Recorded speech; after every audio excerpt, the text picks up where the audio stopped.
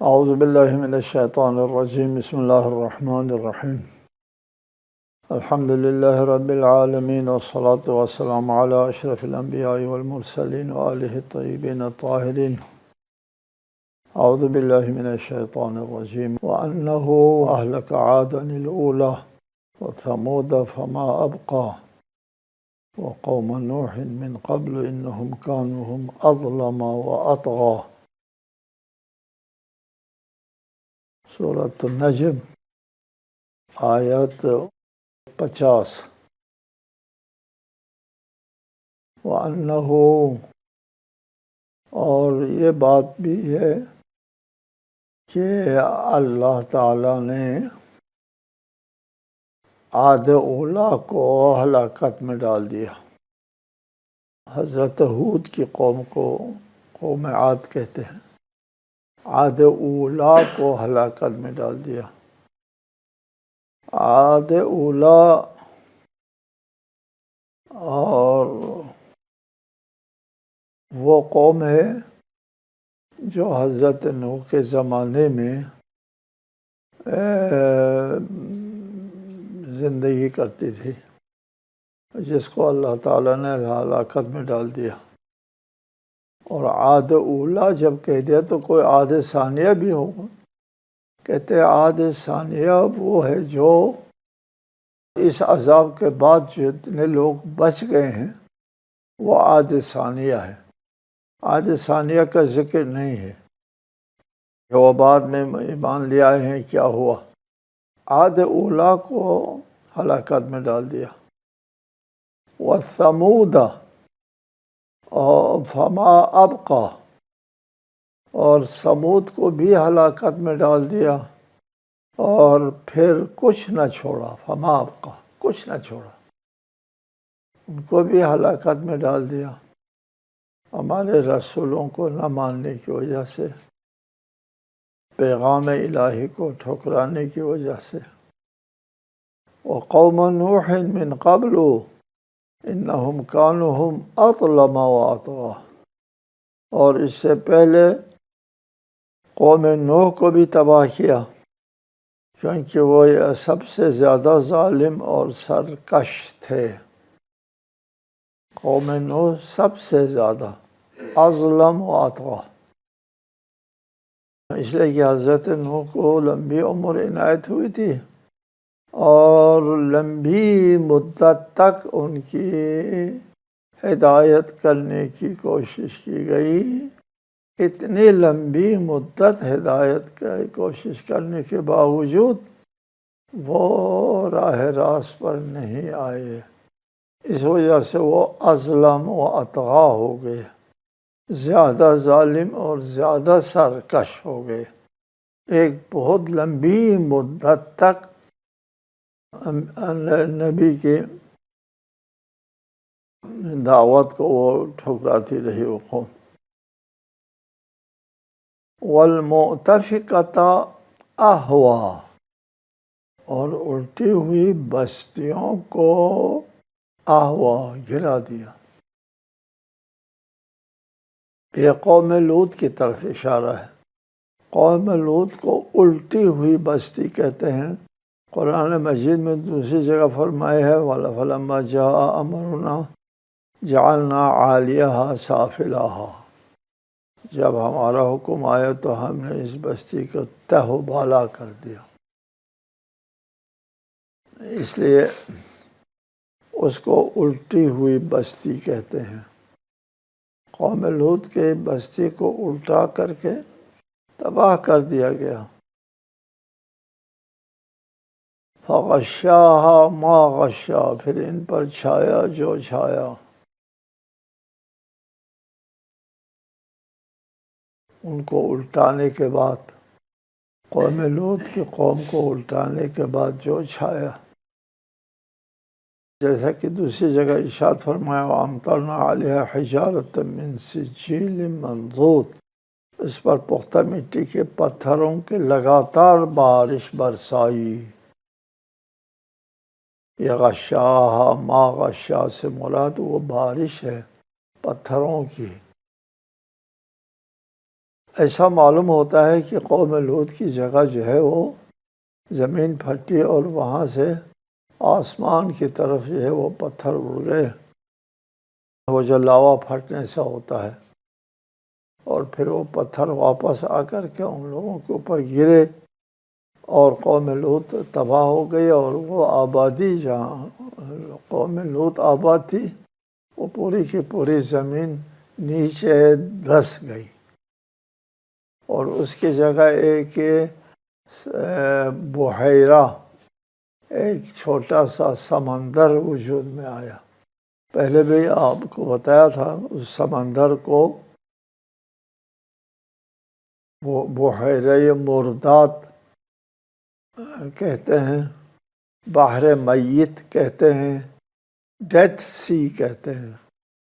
Death سی کیوں کہتے ہیں؟ مردار دریا یہ کہ اس میں کوئی آبی حیات نہیں ہے۔ یا ہم نے سن 2000 میں اس جگہ کا معائنہ کیا تھا، اس پانی کو دیکھا نزدیک سے، جس میں آبی حیات نہیں۔ وہ پورا علاقہ جو ہے وہ اردن سے ہم جا رہے تھے تو پورا علاقہ جو ہے وہ نیچے کی طرف جو ہے وہ دھسا ہوا ہے پورا علاقہ ابھی بھی، اور جیسے جیسے ہم نیچے اس دریا کے نزدیک ہوتے جاتے تھے زندگی کے آثار ناپید ہو جاتے، سبزہ ببزہ وغیرہ ختم ہو رہے ہوتے تھے۔ جی، فغشاها ما غشا۔ یہ ان اقوام کا انجام ہے جن لوگوں نے ہمارے انبیاء کو جھٹلایا۔ فَبِأَيِّ آلَاءِ رَبِّكَ تَتَمَارَىٰ، پھر تو اپنے رب کی کون سی نعمت پر شک کرتا ہے؟ تتمارا، شک کرتا ہے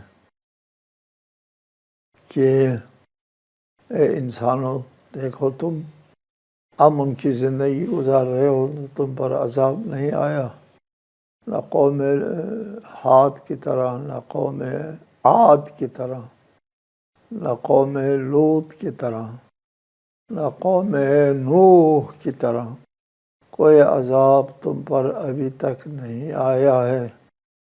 یہ اس نعمت کو کب تک جھٹلاؤ گے؟ تتمارا، شک کرو گے۔ تم امن میں ہو اور اللہ کی نعمتوں میں ہو، زندہ ہو، سلامت ہو، اور تمہارے درمیان میں ھذا نذیر من النذر الاولی، یہ بھی تنبیہ کرنے والا ہے گزشتہ تنبیہ کرنے والوں کی طرح۔ یہ انبیاء کا ذکر ہوا، ان کے اقوام کی تباہی کا ذکر کیا ہے۔ جن قوموں کی تباہی کا ذکر ہوا ہے ان کی طرف آئے تھے نا نذیر، تنبیہ کرنے والے آئے تھے۔ ان نذیروں میں سے ایک نذیر اب تمہارے سامنے، ھذا، یہ تمہارے سامنے ہے۔ یہ ہمارے رسول صلی اللہ علیہ وآلہ وسلم کے وجود مبارک کی طرف اشارہ ہے۔ یہ بھی ایک نذیر ہے من النذر الاولی۔ تاریخ انبیاء میں جو نذیر لوگ آئے ہیں، تنبیہ کرنے والے لوگ آئے ہیں، ان میں سے ایک تنبیہ کرنے والا تمہارے ساتھ ہے۔ ازفت الازفہ، لیس لها من دون اللہ کاشفہ۔ آنے والی قیامت قریب آ ہی گئی۔ آزفہ آنے والی، ازفت آ گئی، یعنی قیامت نزدیک ہو گئی، جو قیامت ہر صورت میں آنے والی ہے۔ وہ قیامت نزدیک ہے۔ ایک یہاں پر سوال پیدا کیا جا سکتا ہے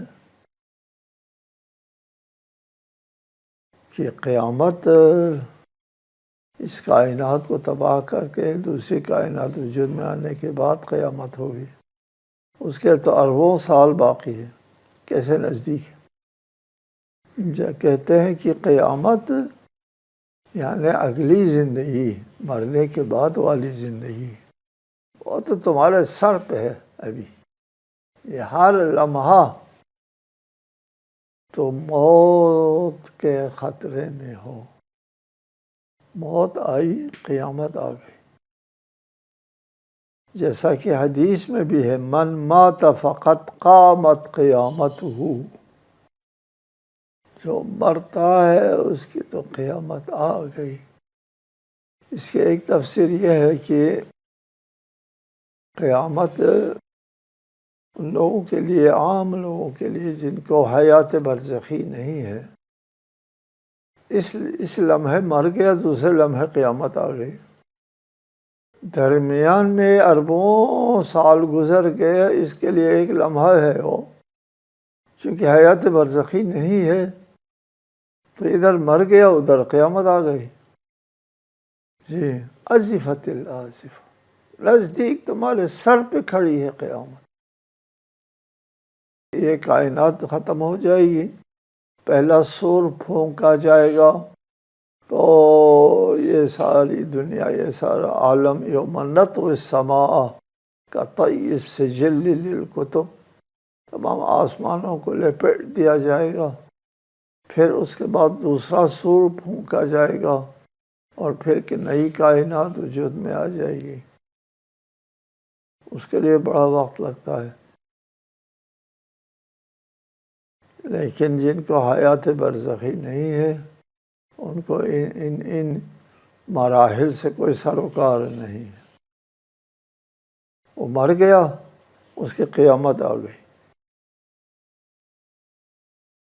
لیس لہا من دون اللہ کاشفہ، اللہ کے سوا اسے دور کرنے والا کوئی نہیں ہے۔ قیامت آ گئی، کون دور کرے گا قیامت کو؟ کس کے بس میں ہے؟ کسی کے بھی بس میں نہیں ہے قیامت کو دور کرنا۔ یہاں کاشفہ جو ہے وہ صیغہ مبالغہ ہے کہتے ہیں، یا مصدر ہے جیسے عافیہ کہتے ہیں۔ کوئی کشف، کوئی اس کو دور کرنے والا نہیں ہے من دون اللہ، اللہ کے علاوہ۔ یہ قیامت کو کون دور کر سکتا ہے؟ کس کے بس میں ہے؟ صرف اللہ تعالیٰ کے بس میں ہے۔ افمن ھذا الحدیث تعجبون وتضحکون ولا تبکون، کیا تم اس کلام سے تعجب کرتے ہو اور ہنستے ہو، روتے نہیں ہو؟ مشرکین جو ہے وہ آخرت کے قائل نہیں تھے۔ من یحیی العظام وہی رمیم، کون زندہ کر سکتا ہے اس سے ہڈیوں کو جبکہ یہ بوسیدہ مٹی میں تبدیل ہو گئی ہیں؟ من یحیی، ہنستے ہیں، تعجب کرتے ہیں۔ اور اگر دوسری زندگی ہے اور دوبارہ زندہ ہونا ہے تو پھر ہمارے باپ دادا کو زندہ کر کے دکھاؤ ہم کو۔ ان ملعونوں سے یہ کہا تھا کہ یہ دار تکلیف ہے، یہاں زندہ نہیں کیا جاتا، دار آخرت، یوم آخرت کے لیے زندہ کیا جاتا ہے۔ وہ اس بات کی طرف متوجہ نہیں ہوتے تھے، عمدن کہتے تھے کہ من یحیی العظام، کون زندہ کر سکتا ہے؟ مزاح اڑاتے تھے، ہنسی اڑاتے تھے اس بات پر کہ قیامت ہے، دوبارہ زندہ کیا جائے گا، حساب لیا جائے گا، جنت و نار ہے، کوئی جنت و نار نہیں ہے، کوئی دوبارہ زندگی نہیں ہے، مزاح اڑاتے تھے۔ افمن ھذا الحدیث تعجبون، اس پر تعجب کرتے ہو، وتضحکون، اور اس کا مزاح اڑا کر ہنستے ہو، ولا تبکون، روتے نہیں ہو۔ اس لیے جو لوگ قیامت کے قائل ہے، عقیدہ رکھتے ہیں، وہ قیامت کے بارے میں روتے ہیں۔ رب نجنی من الفزع الاکبر، اس کو فزع اکبر کہتے ہیں۔ قیامت کے دن کو یاد کر کے گریہ و زاری کرتے ہیں، غش کھا جاتے ہیں، غش کھا جاتے ہیں۔ اس بندگی سے یقین کے آخری مرحلے میں جو لوگ فائز ہیں، جن کو قیامت کے بارے میں کوئی شک نہیں ہے، یقین، وہ غش کھاتے ہیں۔ اس میں سر فہرست مولا امیر المومنین کی ذات گرامی ہے، وہ غش کھاتے تھے، وہ کام کاج کرتے تھے نا آپ کا مولا،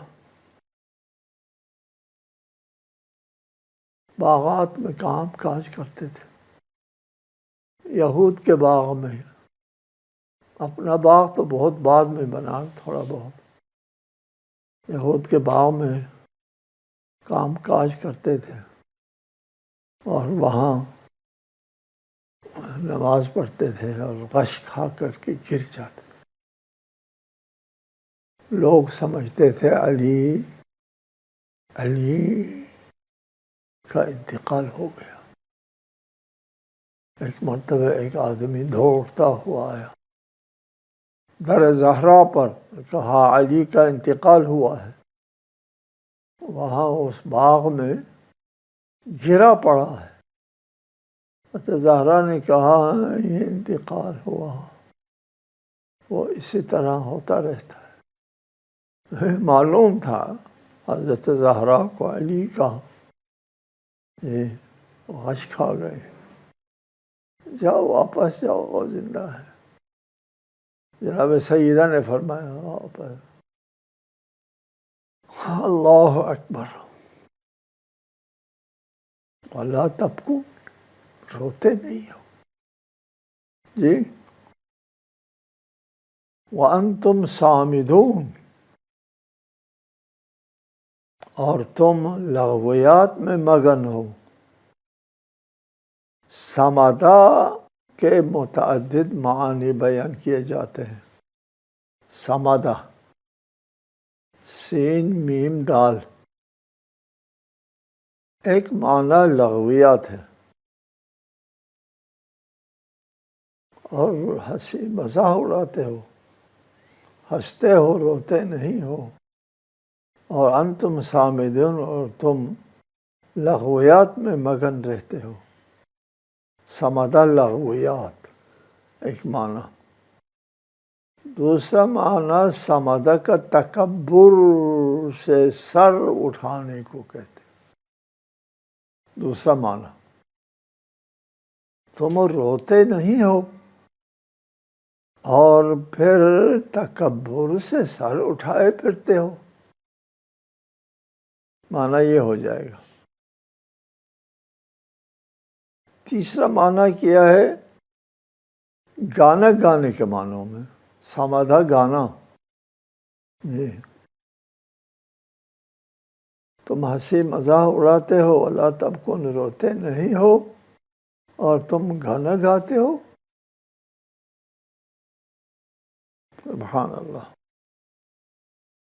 قرآن مجید جب پیش کیا جاتا تھا تو مشرکین جو ہے مکہ کے مشرکین وہ قرآن سے توجہ ہٹانے کے لیے قہقہا لگاتے تھے اور لغویات میں مگن ہوتے تھے تاکہ قرآن جو ہے وہ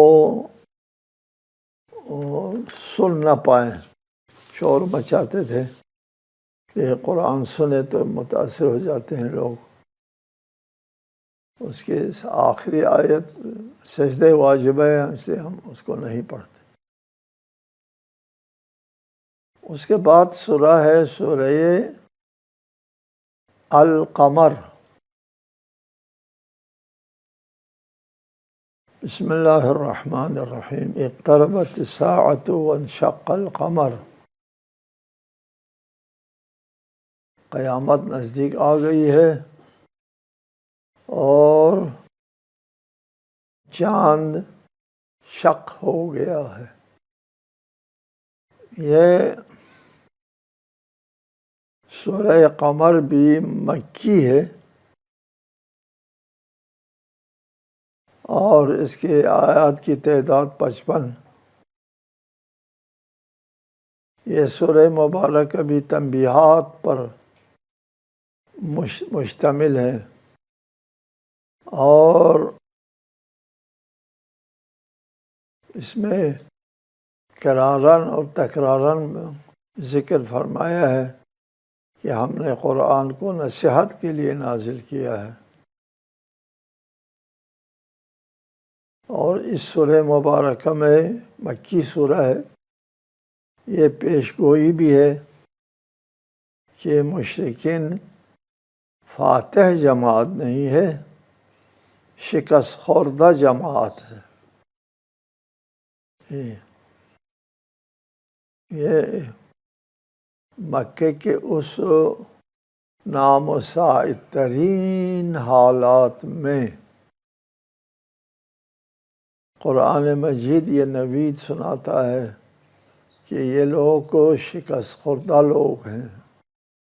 مزاح اڑاتے تھے، 3 مسکین بیٹھے ہوئے ہیں اور یہ ہم سے کہتے ہیں یہ فاتح، ادھر دیکھو فاتح ان کی جسم سے بدبو آتی ہے، گن کپڑے پہنے ہوئے ہوتے ہیں، یہ فاتح ہے اور ہم قریش والے جو ہے وہ شکست خوردہ ہے۔ مزاح کر رہے ہیں، لیکن فرمایا کہ تم شکست خوردہ ہو، ہم فاتح۔ اس سورہ مبارک میں اس کا ذکر آئے گا۔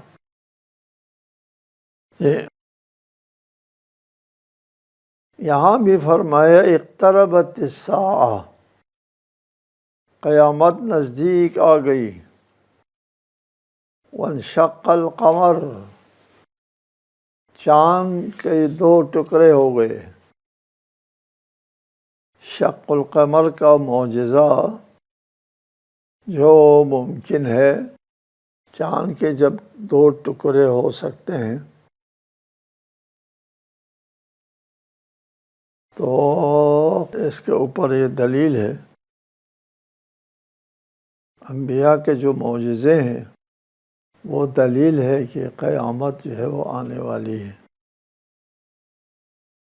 جیسا کہ آتش نمرود میں حضرت ابراہیم کا نہ جلنا، حضرت نوح کو لمبی زندگی دینا، عصائے موسیٰ کا اژدہا بننا، حضرت عیسیٰ کا بن باپ پیدا ہونا اور مردوں کو زندہ کرنا، اور رسول آخر الزمان کا ایک کلام قرآن کے نام سے پیش کرنا جس نے سلانے سے ساری دنیا عاجز ہے۔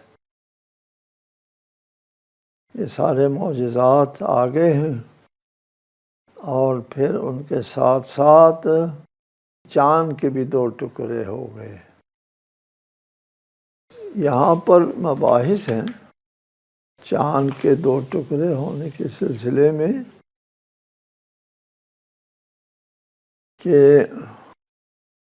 ہم نے پہلے آپ کو بتایا ہے، مقدمے میں بیان کیا ہے وضاحت کے ساتھ، یہ جو معجزے پیش کرتے ہیں انبیاء علیہ السلام، یہ قانون طبیعت کے مطابق ہوتے ہیں یا قانون طبیعت کو بالائے طاق رکھ کر؟ مثلا حضرت موسیٰ کے عصا ادھر پھینک دیا، اژدہا بن گیا۔ فطری طور پر عصا قانون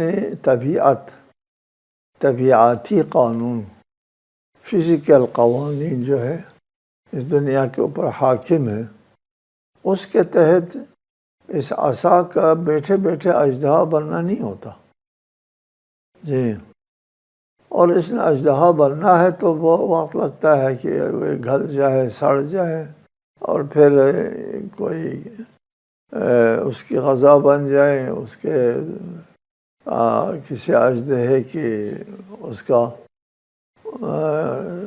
تخم انڈے کا، اور پھر یہ عصا جو ہے وہ ایک اژدہا بن جائے۔ مدت بات ایسا ہو سکتا ہے جی، لیکن یک دم نہیں ہو سکتا۔ اسی طرح سے دریا شق کرنا، یہ بھی یک دم نہیں ہو سکتا۔ تو کیا معجزات جو ہے وہ قانون طبیعت کے مطابق ہے یا نہیں ہے؟ کچھ اذہان ہیں ہمارے مسلمانوں میں، وہ مغرب سے متاثر ہے، سائنسی علوم سے متاثر ہے، اور وہ پھر معجزات کے تعویلات کر جاتے ہیں جی۔ یہ دراصل یہ ہے، اس کا مراد یہ ہے اور وہ ہے، معجزے کا انکار نہیں کر سکتے اور معجزے کو قانون کے طبیعت کے اوپر پورا نہیں اتار سکتے۔ پھر کیا کرتے ہیں؟ تعویل کرتے ہیں۔ دراصل یہ ہوا تھا، وہ ہوا تھا، سو ہوا تھا۔ وہ دریا شق نہیں ہوا تھا، وہ مد و جزر جو ہوتا ہے سمندر کا پھیلاؤ، اور اس وقت موسیٰ کی لشکر نکل گیا، اور فرعون کا لشکر جب آیا تو سمندر جو ہے اوپر آیا تھا، اس وقت وہ ڈوب گئے۔ یہ مد و جزر توجیہ کرتے ہیں۔ یہ ہم نے بیان کیا ہے کہ معجزات جو ہے وہ قانون طبیعت کے خلاف نہیں ہوتے، قانون طبیعت کے مطابق ہوتے ہیں۔ معجزات کے پیچھے بھی علل و اسباب ہوتے ہیں، وہ علل و اسباب ہر ایک کے لیے قابل تسخیر نہیں ہوتے۔ فرق یہ ہے جی، صرف انبیاء علیہ السلام کے لیے قابل تسخیر ہوتے ہیں، وہ علل و اسباب جو معجزات کے پیچھے ہیں سب کے لیے نہیں ہوتے۔ اس کے شق القمر کے سلسلے میں مباحث انشاءاللہ ہم آئندہ بیان کریں گے۔ السلام علیکم ورحمۃ اللہ وبرکاتہ۔